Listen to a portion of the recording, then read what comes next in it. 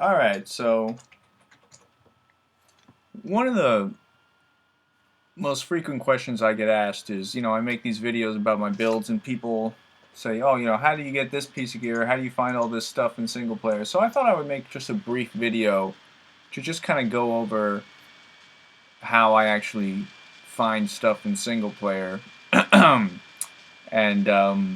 so really, there's no magic to it. The way to find a lot of stuff is to spend a lot of time killing a bunch of monsters and just throwing away your life. Um, but there are a few like little tips that I could offer. So I just thought I'd make a video that just to go over the basics of how I actually find stuff. So number one, I'll just go over. I use a hammered-in as you probably have seen before. I do have a video up of a full Magic Find run that I do on this character, but I'll just go over it in brief here. So what I do is I go Frigid Highlands, I kill Shank and the other guy, Travancore, Chaos Sanctuary, then I kill Mephisto, then I go Frozen River, Glacial Trail. I kill the special guy around here and a couple elites along the way, and then I go all the way over here to that little, I forget the name of it, Drifter's Canyon or whatever, or Cavern rather. Okay, then I go Ancient's Way, do the same thing. There are these three like ice caverns, these little areas and these little ice caves. They may have a name. Then I do Bale, Cows, and Pits, and Dariel. Sometimes I'll do the Countess, and then I ratchet it up to players 8, and I'll do a lower Kurast run for the chests. And that's all I do. That is most of the areas worth magic finding in the game, I think. Some people will do ancient tunnels. I don't do that because there's a lot of magic immunes and that's difficult. So yeah, there's no secret to it. That's what you do. You just run it over and over again. But there are a couple tips and things I do to make my magic finding a little more efficient. And I'll talk about that.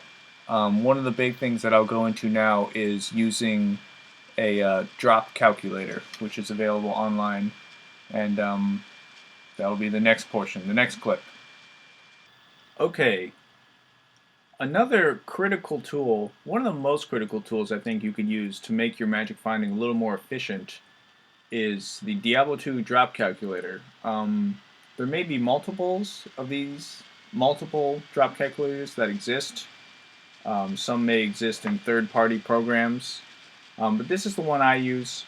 If you just Google Diablo 2 drop calc, this will be the one that comes up. So let me just show you how I use it. So 1.13, my magic find is around 400. You could play with parties, etc. So let me just show you. So for instance, when I made a boson, for instance, I wanted to find the Gold Strike Arch as my weapon. That's what I wanted to use. So I looked in here. I said, what's the most efficient way to find it? What has the highest drop chance? So what I settled on was Mephisto. Look at Mephisto here.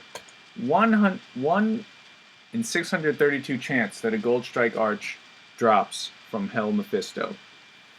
Now, that is pretty good.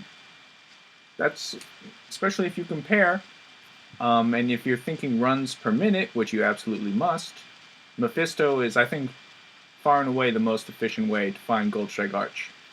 So, what did I do once I saw this number? Well, I killed Hell Mephisto somewhere between 600 and 700 times, Maybe you get lucky and you find it after, 200 or 300 or 400 runs.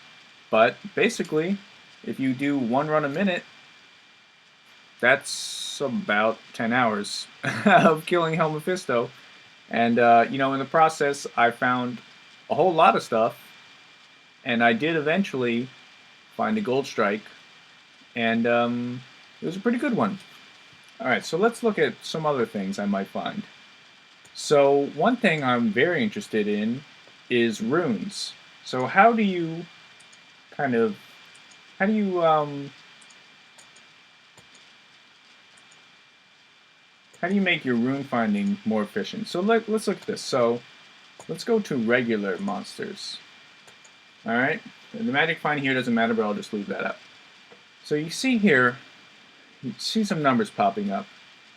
There's about 1 in 8 million. That's terrible. 1 in 4 million. And then you go, look at this. About 1 in 1.4 million. Okay. Okay, and then you realize that the monsters that have the highest drop chance, which is about 1 in 1.4 million, to drop a high rune, and most of the high runes, you know, a Zod might have a lower chance to drop than a Burr, but most of them have about the same chance to drop. Oh, these are so. So what you realize is these ghost type monsters, for instance, Wraiths and Burning Souls, and I think also the floaty guys in Chaos Sanctuary. Now I'm blanking on it. I've only played the game a million years, and I can't remember the name.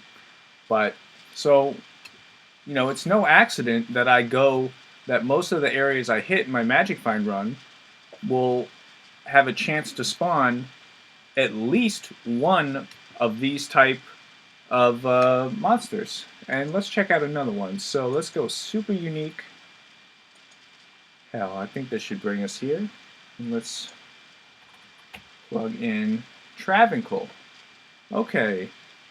So, Galeb Flamefinger. 1 in 334,000 chance to drop. Quite a bit higher than some of these other monsters. If you look at here, so these council members also have a high chance to drop. So it's no mistake I do Travancore. Travancore is a great place to find runes. So the way I find runes, the way I approach it is killing masses of monsters, you know? And so you want to target those monsters that have the highest chance to drop runes. All right, so let's look at a really good item.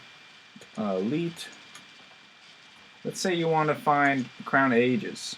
Okay. So we could go to boss.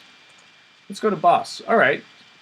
So you see that the people that can drop it, you have Neelathak, which is with a terrible chance. Then you have Bale, 1 in 18,000 chance. Oh God, that's terrible. Especially when you consider a Bale run is going to take you like 5 to 10 minutes. All right, so let's take it down a notch to super unique. And then what do you see here? Pindle skin. Pindle, as he goes by. About 1 in 23,000 chance. And this here is why you see Pindle is such a great monster to run. You know, you could do a Pindle run in 20 seconds flat with rather crappy gear. You know, it doesn't take a whole lot to get a Pindle runner that'll do a Pindle run in 20 seconds flat. It doesn't take much at all. Whereas a Bale run, you have to have pretty good gear to do it in even 5 minutes because it's just a slow process.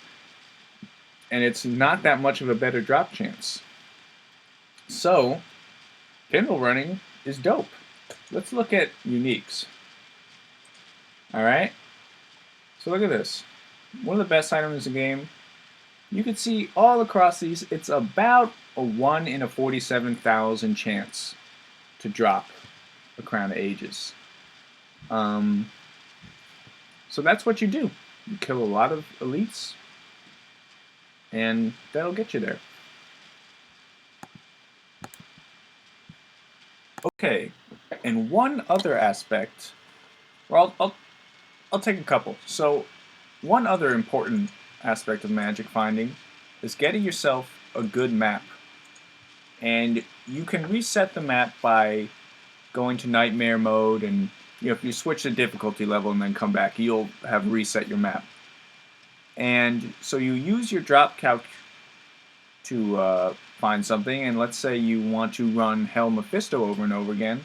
So then you would reset your map until you get a map where Mephisto is, say, right around the corner. Say the waypoint is here, and level 3 is right there.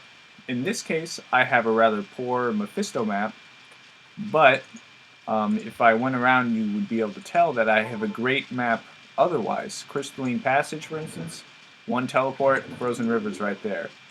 Ancient's Way, it's right here. It's about 3 teleports. Bale, that's pretty close with teleport. And level 3 is pretty good too.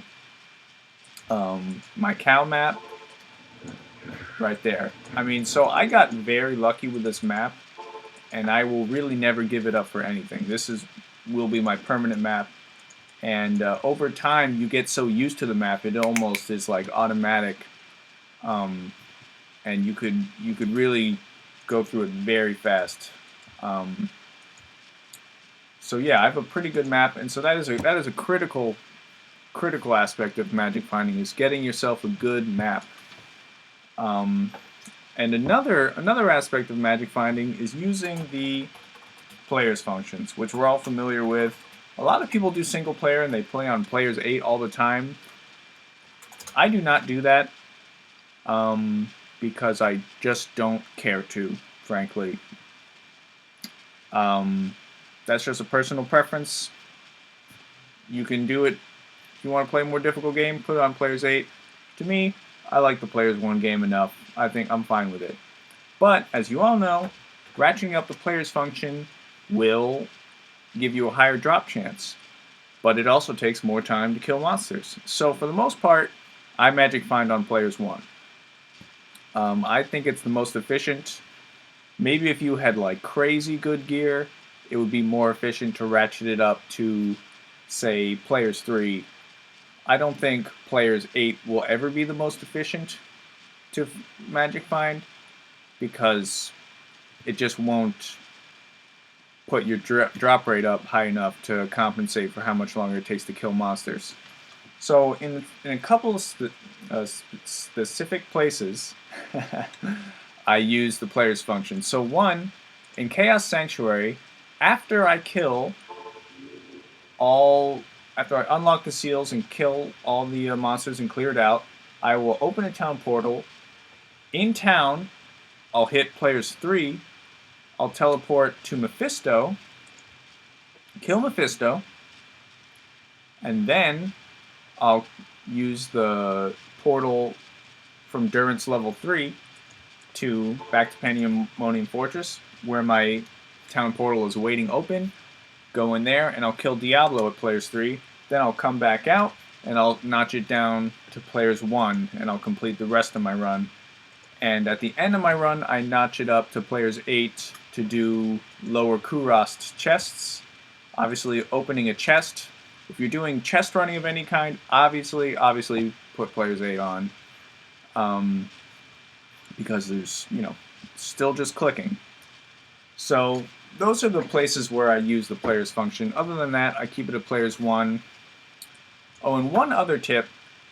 And by the way, so make sure. So when you're out in the game and you want to change the players function, I'm pretty sure it will not work. I think you have to actually go in town, change the player setting, and then go back out. I don't think the players setting, for instance, if you're with monsters that have already spawned, I don't think you can willy-nilly change the players setting just, while they're, standing all around you. I'm not 100% sure on how it works. I haven't really looked it up, but I think that's how you have to do it. And so that's just one other little tip. Another little tip is, when you kill a monster, the magic find that is applied is the one that is on when you kill the monster. So I keep an alternate setup. In this case, just a gold dagger and a splendor shield. You could invest more in this and put like 4 ists and a ist in this and go crazy, or use a an Alibaba with twists in it. You know, whatever you'd like. But so I just do that only for bosses. Just for that last little bit, I'll use that to just on the kill to boost my magic find that little bit. Trying to think if there's anything else. No, I think that's it. You know, so those are just my little tips for how I like to do magic finding.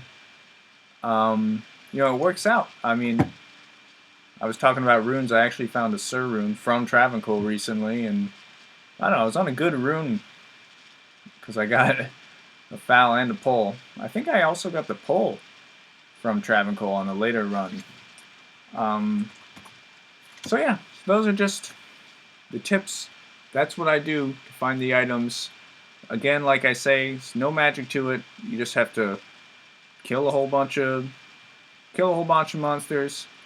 I think overall the most efficient thing to do is kind of skip from elite pack to elite pack, depending on what you're trying to find. I am looking for a whole bunch of stuff simultaneously, and just for my own sake, I don't like to run like the same little area over and over again. I like to do a big run, hitting a whole bunch of areas, just to keep the variety up, just for my own sake. And yeah, that's it.